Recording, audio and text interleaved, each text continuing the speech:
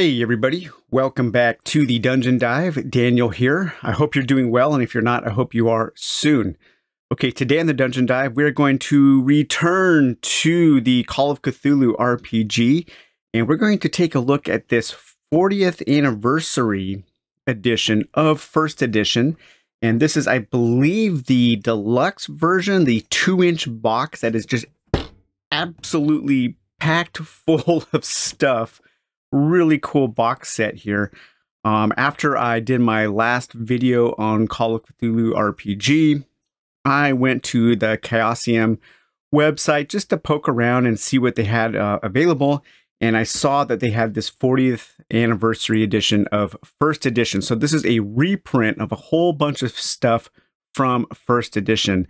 And this is super cool. I wish more companies did stuff like this.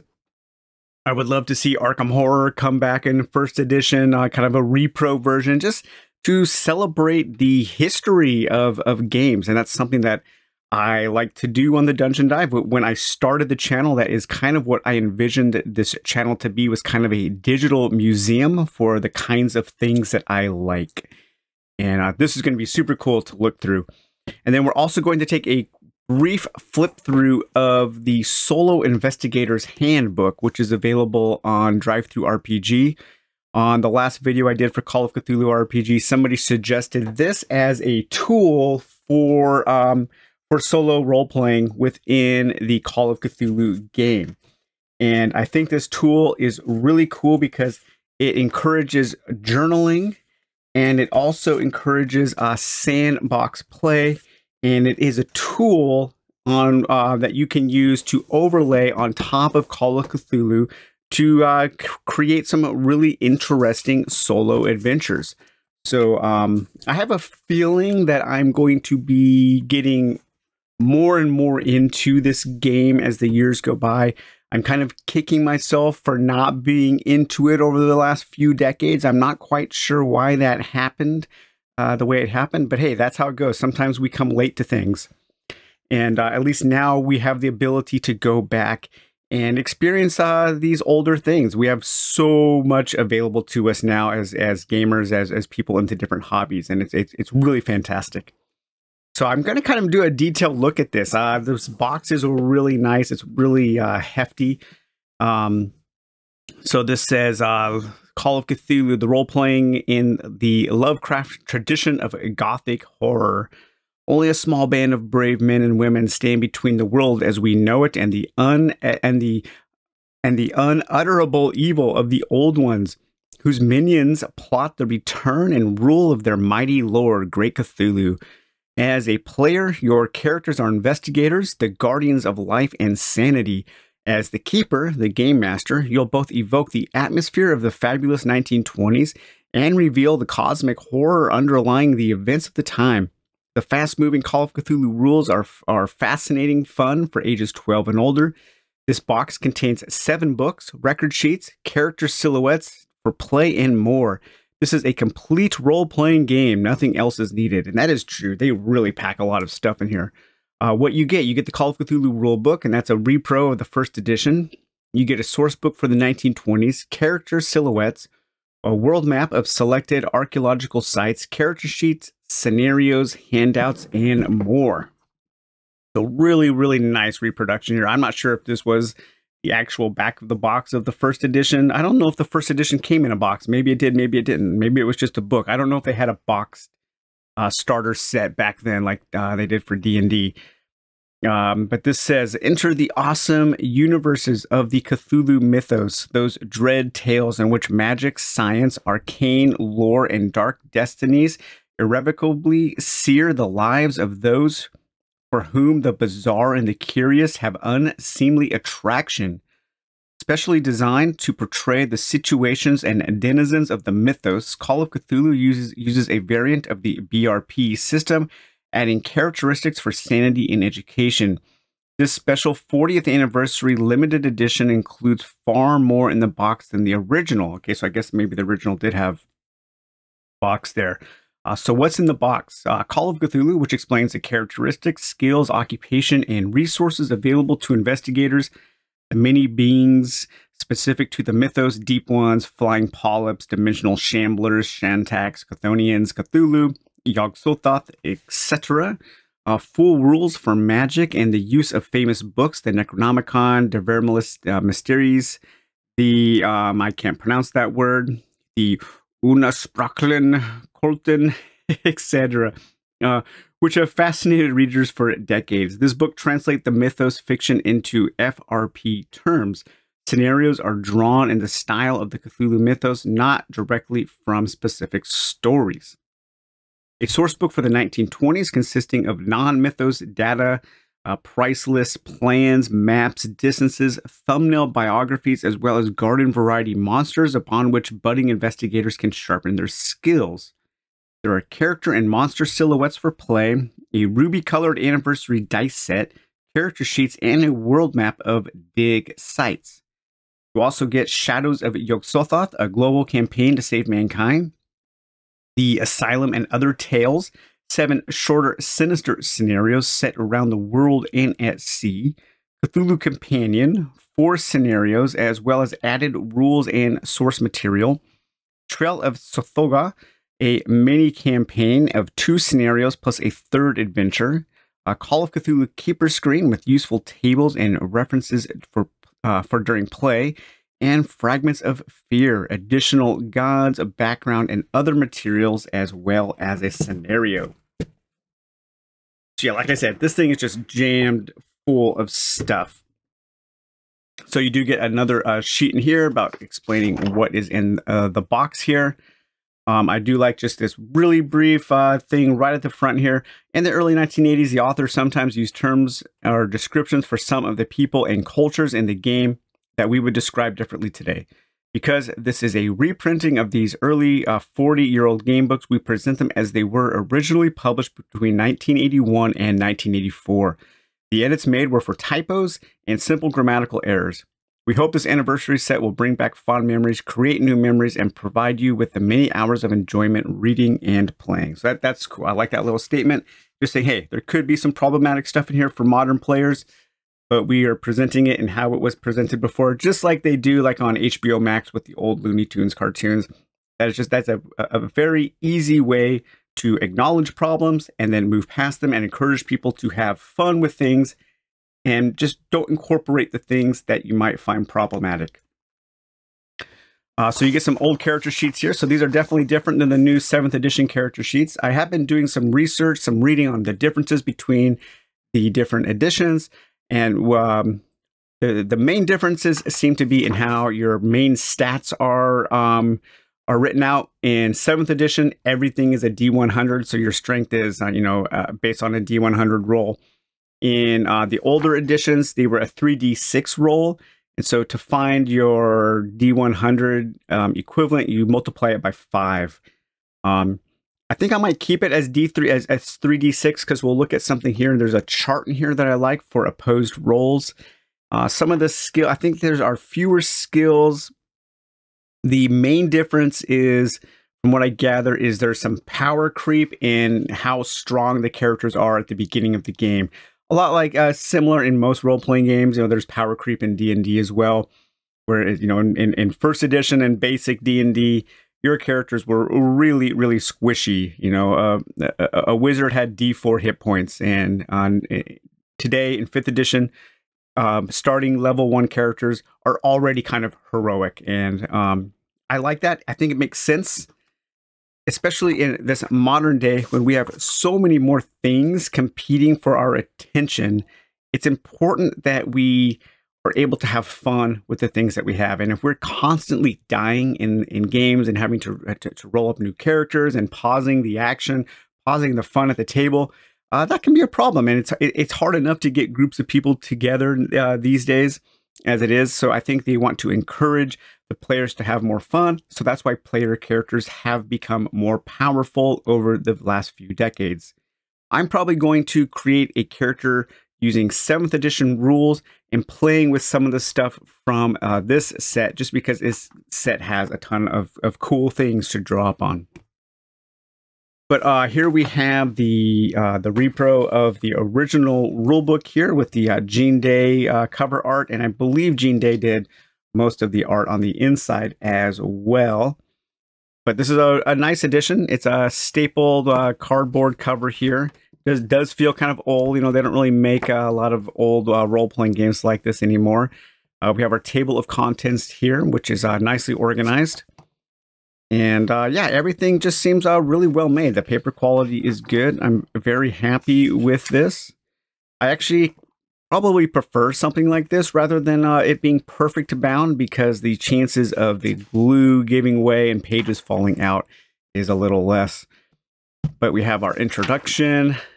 This kind of goes through a notice to keepers, giving them some material that they might want to read, such as The Lurking Fear, The Horror at Red Hook, The Color Out of Space, Dunwich Horror, Shadow over Innsmouth, The Dreams of the Witch House, The Haunter of the Dark, The Shunned House, The Call of Cthulhu, a must. The Case of Charles Dexter Ward, The Whisper in Darkness, At the Mountains of Madness, The Shadow of Time, and The Fungi from Yoggoth is poetry. So back in the 80s, it was a little more difficult to come across a lot of this weird fiction. It had either gone out of print or was only in print in rarer hardbacks. We didn't have access to it like on our digital readers, which can access all kinds of things in the public domain now. So I imagine that the people who were getting into this game in the 80s were actually like really, really hardcore into weird fiction and weird tales and the mythos, just because it was just a little harder to get into it just as a casual hobby. So moving into this part of the hobby, the role-playing part of the hobby, it must have been some really hardcore mythos heads, and I can totally appreciate that. I do really like, though, that in this day and age we have access to so much more. So here we go in our character creation, our damage bonus table. It walks through the creation of a character, Harvey Walters, a mystic, an American mystic, age 38. That is a really old looking 38 there. That guy looks older than I do, and I'm 48, so or 47. That's hilarious. Our skills for the different occupations. If you want to take a skill package for some different occupations, it talks about working for a living. Here we have all of our game systems. This is that chart I was talking about. So because these stats are 3d6 and it doesn't really use opposing rolls for when opponents are facing off against each other, you look at your characteristic. And so the active player finds their characteristic. So if you were having a test of strength, the active character had a 12 strength and the other character had a 9 strength. The active character would need to roll a 65 or under in order to have success in their challenge. I like this chart. The reason why I like this chart for solo play is it eliminates a die roll. Because now I just roll once. I don't have to roll once for my character and once for the NPC. And eliminating die rolls in solo RPGs is super important. And so I have a feeling that I'm going to use this chart for my character. I'm going to keep the stats at 3d6, I think. So we go in here all about shock, falling, drowning, poison, combat skills, fighting. The combat skills seem a little different. I was reading through this last night and I'm a little confused. So I kind of want to look a little bit more into first edition combat. We have our charts here for table of skills with their base chances there. We have our melee weapons, firearms there. And then this is a big overview of all of the skills that you can use. It does have a pronunciation of the Cthulhuoid names. And this is, I really appreciate this because, again, back in the 80s, people didn't have access to experts speaking the words. And so learning how to say some of these words, this is very, very useful there. And then we have a chapter on sanity. We have some of our insanity tables, typical sanity loss events, going into psychosis and psychoanalysis. This seems a little misplaced here. I'm not quite sure why the population of U.S. and selected foreign cities is in the sanity section. They probably just needed a blank space to put this. But any addition, any information that I can have for the 1920s, because I know next to nothing about the 1920s, is really handy. You know, like the biggest city close to where I live is probably Seattle, and in 1920 it was a population of about 315,000, or maybe Spokane, Washington, 104,000. A Cthulhu adventures taking place in eastern Washington around Spokane. How exciting that would be, or maybe the Tri-Cities. And then here we have a really cool chapter. This is probably my favorite chapter, and part of the reason why I want to get more into this game is just to read the lore that was presented in these books and think about it and compare it and how it compares to the lore written by the authors. So we get a whole chapter on the Cthulhu mythos, what the mythos is. You know, Lovecraft once wrote, "All my tales are based upon the fundamental premise that common human laws and interests and emotions have no validity or significance in the vast cosmos at large." So we have all of our mythos stuff, and then we go into our bestiary here, which is going to be super fun. I've never read any of this Call of Cthulhu bestiary stuff. Really looking forward to reading the beings and their mythos. We have information on Azathoth, strength, non-applicable. His constitution is 300. His size varies. Yes. His mental prowess is 100. Hit points 300. Dex non-applicable. Hilarious. I think it's so funny that they attributed you know, statistics to these great old ones. That is super cool. Lots of cool creatures to read about. Really looking forward to digging into this section of the book here. And some really nice pen art by Gene Day. And here we have a monster character sheet there. Probably one of the earlier drawings of the Elder Sign. You really do get an exhaustive bestiary here. And then you get a whole thing on magics and spells. This chart here is super cool.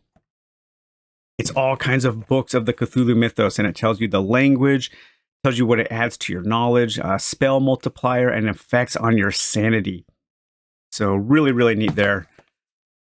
All kinds of different magic spells and different things you can do. Space mead effectiveness, gate creation costs, sample locales and distances.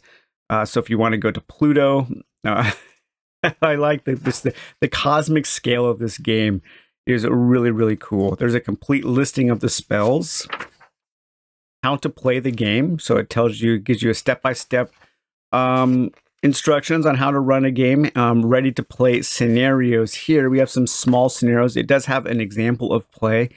So here we have the haunted house, and we have here the madman and the Brockford house. And then we have some appendices here, a beginning scenario for a campaign, how to start off, how to kick off a campaign, libraries and their uses. So all kinds of different libraries that you can visit there. What is the Elder Sign? A timeline of H.P. Lovecraft. And then here we have a selected Arkham House. So this was telling you what books you should buy from Arkham House publishers in order to read about these. Arkham House, of course, the famous publisher of a ton of weird fiction. A lot of these books are worth a ton of money now. I have very, very few actual Arkham House books there. And then some designer's notes on how they interpreted the mythos into a game there. And then this is another little adventure here, Wail of the Witch. I think that's the last little bit of information there. All right, so that was the main book. And then we get a source book for the 1920s. This is going to be a very, very handy for me, just to get a good glimpse of a timeline of the 1920s. So you can put this in historical context. You can make sure that you're in the proper historical context. A calendar for 1920. How useful is that? That is super cool. Different biographies of different famous people who lived at the time, in case you wanted to incorporate some real history into your games. Man, this is really neat. This is a really cool source book. Different companies, different information about crime Cultists of the 1920s. I love that. That is super cool. Other occupations. Listed here are some alternative occupations which investigators and keepers may wish to try. Other occupations not listed can be easily extrapolated by comparing them to those listed below and those given in the rulebook. We have anarchist, farmer, gangster, hobo, missionary, policeman, soldier, professional athlete, and politician. Using a previous experience, how maybe your occupation can lead to some more experience for your player. Previous experience table. Example of Ebon Stone. Okay, so this is another character here that they write an example of, and maybe this is some of their travels or something that they've gone through. Maps of railway coaches. Because I know that one of the big adventures, the, what is it, Mystery on the Orient Express or Horror on the Orient Express, all takes place on a train. That might be a fun campaign to look into. Different forms of travel. You get distances, sample distances, prices of different things in the 1920s, weapons from the 1920s, black market weapons there, and some more beasts and monsters. Stuff like crocodiles, gorillas, ghosts, dogs, condors.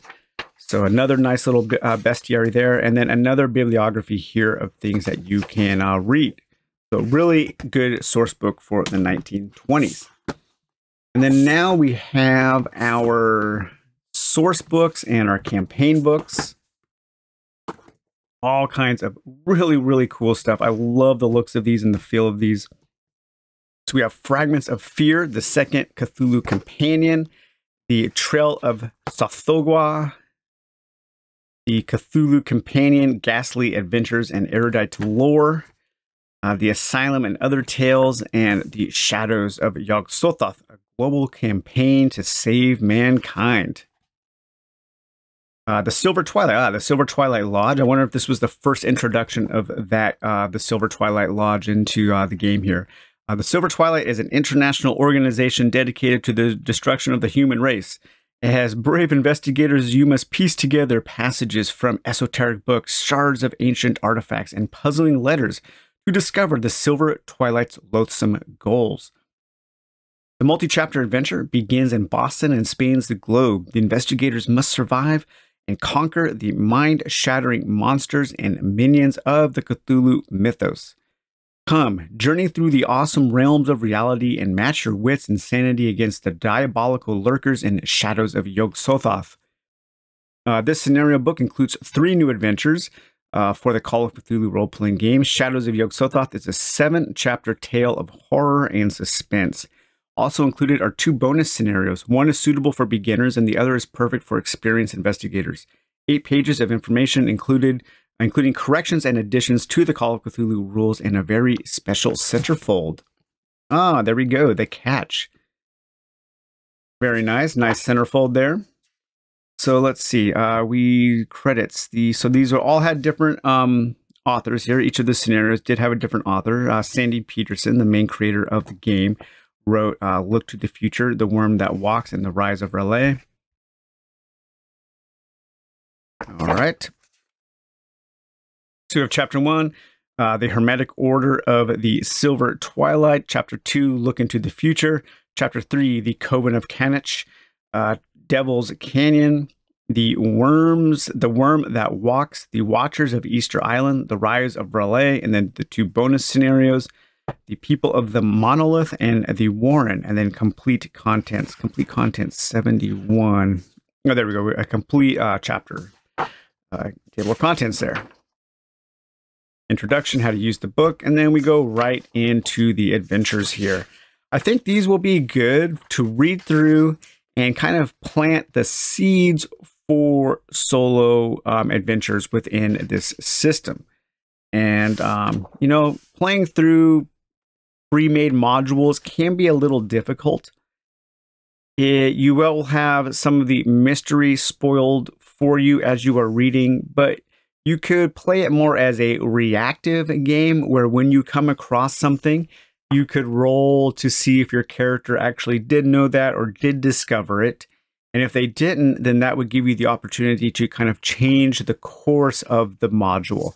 I think that is probably the best way to play pre-written modules when you are playing a solo.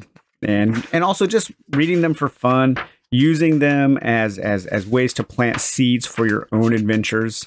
Yeah, that's pretty dang cool there. The Worm That Walks. I love that title, The Worm That Walks. That's super cool. Okay, so that was the Yog-Sothoth, and then we have the Asylum and Other Tales. 7 sinister situations. In every Call of Cthulhu campaign, certain situations arise regularly. This book takes 7 of those situations and turns them into horrifying adventures.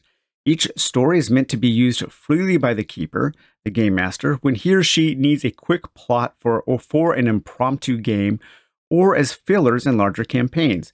Investigators' information, keeper's background, and suggestions for use are provided for each episode. The center 4 gray-edged pages are to be carefully pulled out and handed to the player. So the box set does come with printouts of the handouts, which is really, really nice. That's a really nice addition. So we have the Auction, the Madman, Black Devil Mountain, the Asylum, the Mauritania, Gates from the Past, and the Westchester House. This caught my eye here. A note on telephones. I don't know what the note on telephones says. Telephones. In this small town, in this era, private lines are unknown. Any call the investigators make may have several eavesdroppers. The investigators should be told the first time they need to use a phone that they will have to wait until the line is clear, or someone else is using it. If they do not get the hint, someone they are visiting might pick up a phone, apologize when they find the phone is being used, and hang up. Anyone they ask can tell them about party lines. Interesting. I like that little historical context there. That's pretty cool. Here we have just our different an auction. All the different things that are in the auction a lot. From the Egyptian Ankh, the Hand of Glory, a multiple lot. That is super cool. That might be some really fun stuff to track down. There are 16 different lots. I really like that. That's a really cool idea for an adventure there. The Madman, Black Knob, a community of 2,500, has been well publicized recently. Farm animals and townsfolk are inexplicably disappearing. Black Devil Mountain there. So there are some handouts. I believe there will be printouts of those handouts there. Some cool more creatures there. Some different types of ghouls. Guardians of the Mound. The Bear Who Laughs. The Summoned Bear. The Summoned Mountain Lion. Here we have the Asylum. There's the Asylum plan there. The second floor here, what do we have here? Some different people who are in different cell blocks there.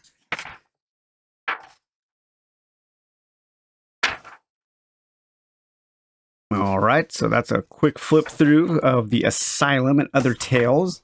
And then we have the Cthulhu Companion, Ghastly Adventures in Erudite Lore. Let's see what this says. The Cthulhu Companion is a collection of new Cthulhu mythos, lore, scenarios, and rules additions to the game. From this volume, the investigators gain 2 new skills and a chance to encounter prehistoric monsters, find a missing uncle, stop cattle mutilations, and solve a kidnapping. The grim prisons of 4 continents plus new Cthulhu mythos, deities, races, and monsters help the keeper propel the investigators to madness. Player characters will reel from new phobias and insanity types. So this sounds like it's going to be very useful. Probably both of these books, the companions, will be more useful for a solo role player than the actual adventures will be. But here we get more in the Mesoamerica region. Further notes on the Necronomicon, Sourcebook Edition, Prisons, 2 new skills, Lovecraftian Timeline, Rulebook Edition, new phobias, new types of insanity, additional deities and races, excerpts and prayers, I got some things from H.P. Lovecraft, Ramsey Campbell, Frank Belknap Long, and Clark Ashton Smith, all authors that would be known to fans of the mythos there.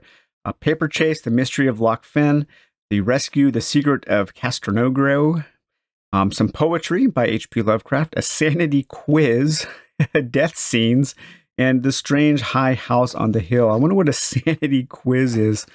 Let's see, 58. Sanity quiz. If you read all the words below, you should roll a D3 sanity loss. Actually, many of these Cthulhuid descriptions were used by H.P. Lovecraft in his writing and can be quite useful when describing creatures. Oh, that's hilarious. Aberrant, abominable, absurd, abysmal, acidic, adhesive, airy, alien, ambiguous. Okay, so just a collection of words. That is really, really cool. And then here we have different death scenes here. Aftermaths of Cthulhuid kills. Depending on how you, which Cthulhuid you are killed by, you can read a little paragraph here. That is super cool. I love that. That is awesome. Can't wait to read that section there. Here we have our introduction. The Cthulhu mythos in the Mesoamerican religion, I should say, the Mesoamerican religion. Horrifying aspects of Mesoamerican religion are clearly due to the presence of alien beings from the Cthulhu mythos. Fact. Shavnigoroth, other correlations, conclusions, further notes on the Necronomicon. Some source book editions, rule book editions, a Lovecraftian timeline, additional deities, races, and monsters for the mythos. All right, excerpts and prayers. Paper Chase, The Mystery of Loch Finn. Oh, that's super cool. Love that. The Rescue, Secret of Castronegro,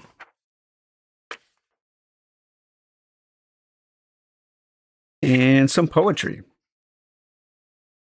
And the sanity quiz. All right. Let's take a look at the second Cthulhu companion real quick. Call of Cthulhu questions answered. The ubiquity of Cthulhu. A Cthulhu grimoire. A scenario. A 4-page centerfold. New deities, a scenario, and more. And I believe the centerfold has been taken out and it is put into the box there. So I do like that they went ahead and removed the handouts and made them separate pieces of paper. That's really, really cool. So this is kind of like an FAQ here for people who had questions on the game. Remember, back in the day, this was pre-internet, so it was really hard to get questions answered. You had to write into the company. GW would actually respond. You know, other companies would have to respond, and then when they would print a new book, they would include the frequently asked questions in those books. Different kinds of rituals and curses. The comparative sizes. We're going to be taking a look more at the comparative size chart that is included in this box. The ubiquity of Cthulhu. A Cthulhu grimoire. Lions and bears, lions and tigers and bears. Yes, so we have a whole bunch of bestiary of different kinds of animals there. The Underground Menace, Nemesis, a poem by H.P. Lovecraft. New deities, races, and monsters. So more, man, they really had a lot of monsters in this game. The Valley of Four Shrines, that's a little adventure there. Different encounters. Oh, that's super cool. All right, very handy. And then our final book is The Trail of Tsathoggua. And this is Tsathoggwa's curse awaits the unwelcomed investigators of the occult and unknown. What grim secret lurks on the sterile Greenland ice cap? What living horror grows behind the Bigfoot legend? Trail of Tsathoggua contains a mini-campaign in 2 scenarios, as well as a third unconnected scenario, The Haunted House. The scenario pack is suitable for beginner keepers and investigators. It serves as a good it serves well as an introduction for the game and exposes new players to the mythos and the occult. Okay, so this is probably going to be a really good one just to read off the right away, to just get an idea of how they wrote their adventures and how to play one. So I'm looking forward to reading this. Synopsis of events by Day there. different NPCs that you can interact with there. Pretty detailed. This is a pretty detailed scenario here. And then Canada. So this is the second chapter of the Curse of Tsathoggua. Looks like you're over in Canada now. There's Greenland. So Greenland and Canada, very snowy, cold adventure. And then finally we get our unconnected scenario here, the haunted house. Maybe play a poltergeist themed adventure there. That might be kind of fun. Magic manifestations. Oh, wow, that's super cool. Some kind of like wood imp or something.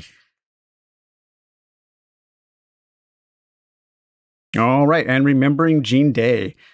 So Jean Day must have Jean Day. So this is written in 2021. So this is a kind of a memorial for Jean Day, one of the original artists. And that is written by David Day. He's the youngest brother of the late Jean Day. I need to read more about Jean Day, so I'm really glad they included that. Okay, you also get this super large map of Arkham City. This is really cool. Arkham City circa 1922 as adapted from the map by Graham Wilson. A legend here from Miskatonic University. There it is right there. All of the different streets. This is super cool. On the other side, I'll show you real quick, is a map of the world here. And it has some different sites on there, some dig sites from archaeological expeditions and that kind of thing. But we're going to leave this Arkham City map set up for the remainder of the video.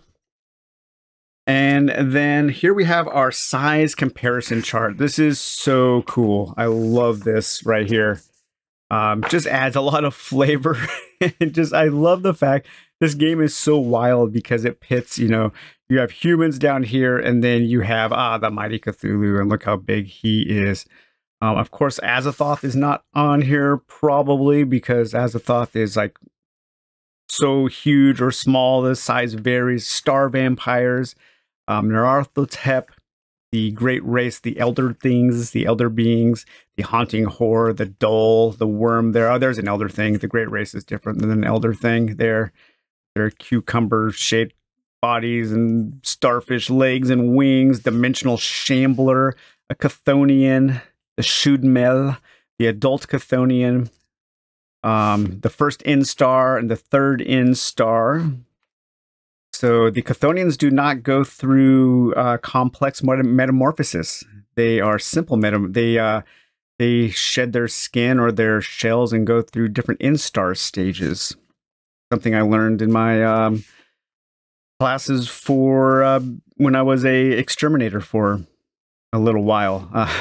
The king in yellow there, a Migo, a Moonbeast, a Ghast, a Gug, Ithaquah, the typical star spawn of Cthulhu, Astur, the unspeakable, the formless spawn.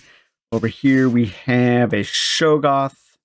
So yeah, super, super cool. I love this. This is so awesome. There's a large dole, the large worm there, the earthworm, literally an earthworm. We'll leave that set up a little bit there.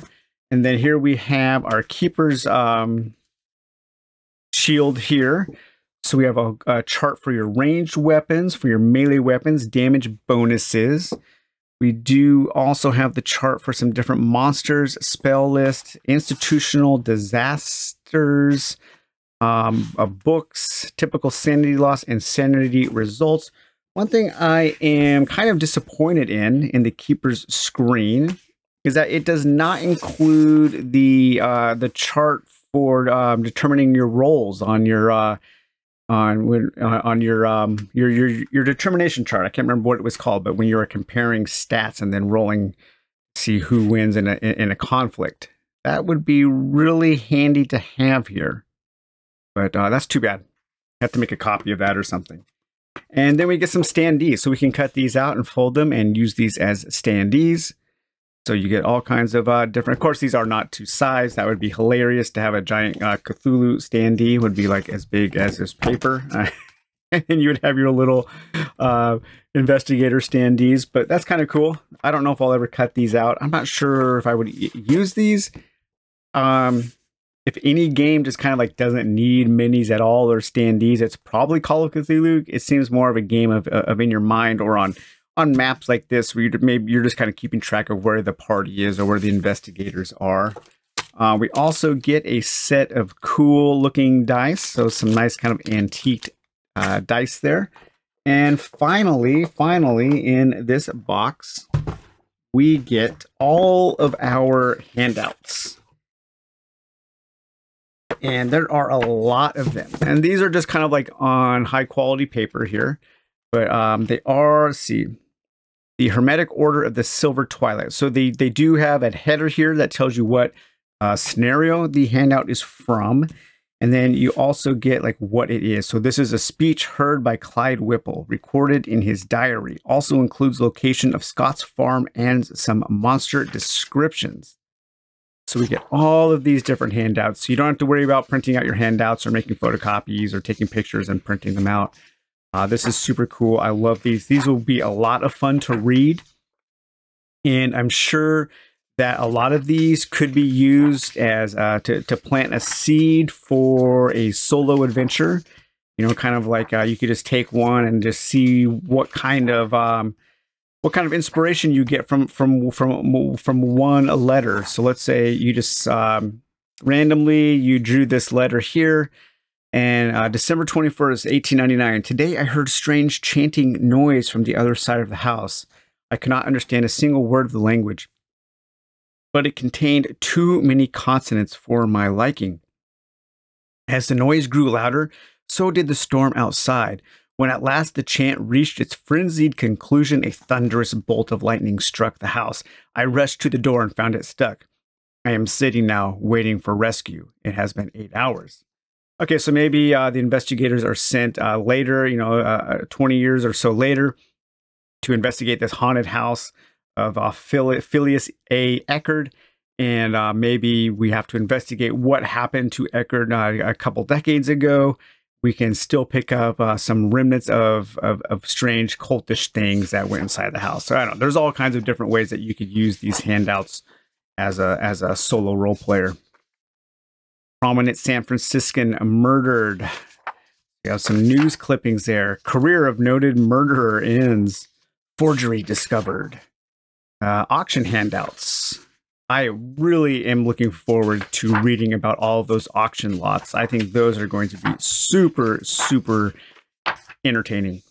Vancouver Daily Province, so some more newspaper clippings. A notepad there. The Sasquatch Papers.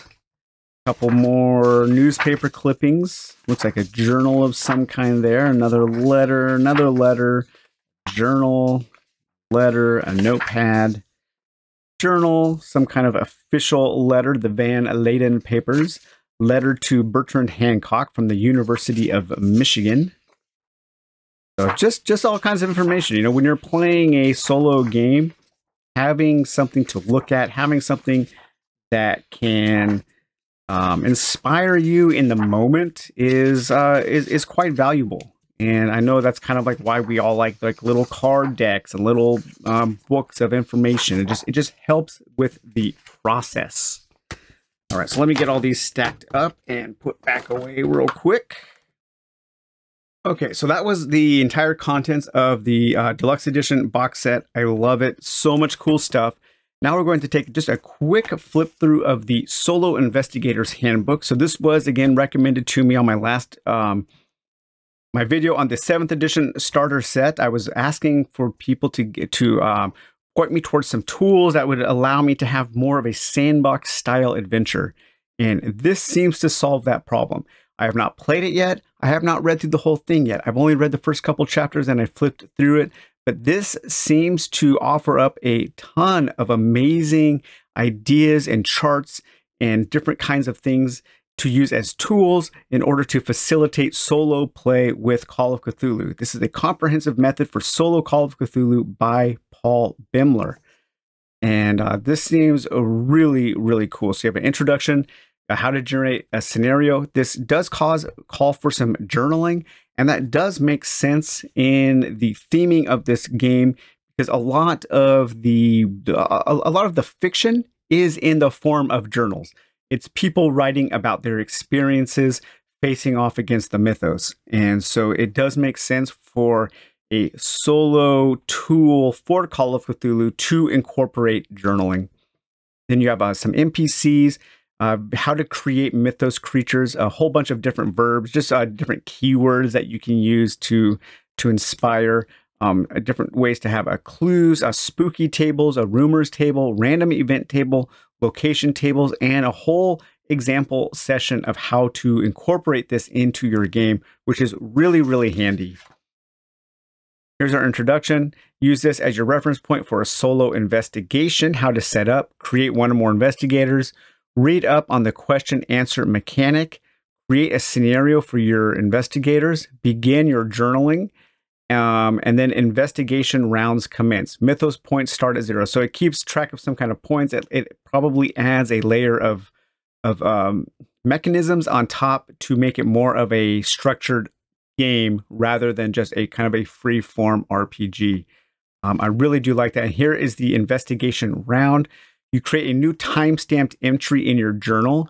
Once you have your direction, one of your 5 directions, downtime, development, discovery, danger, dice roll, go to the suitable, the subtable for that direction.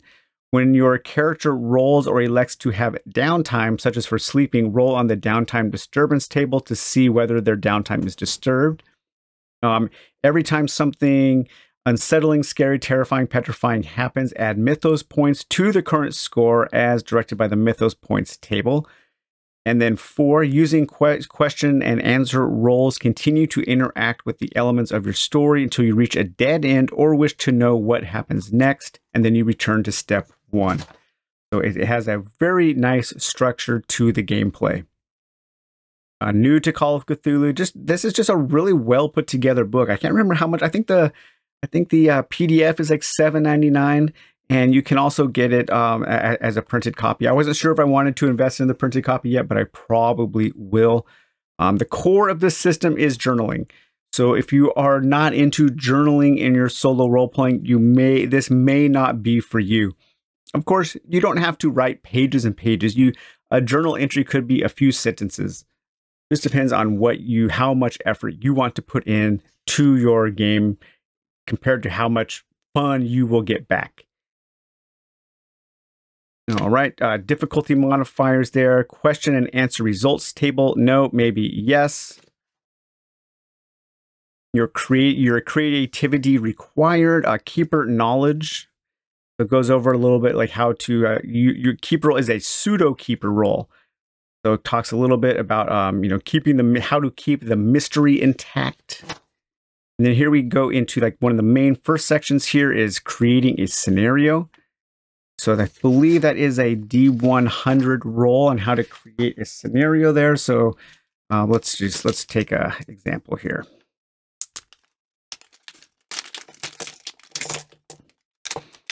So let's see what our first scenario might be. 56. You find an odd object in the basement of your house, possibly while excavating. Okay, so that is a perfect way to start a scenario there. What is that odd object? How did it get there? Who put it there? Where is it from? All those kinds of things there.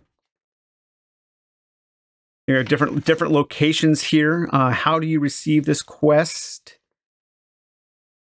Locations, urban locations, character involved, occupation, the gender, how to use different kinds of handouts, and then a whole chapter on how to journal, or how they suggest that you journal.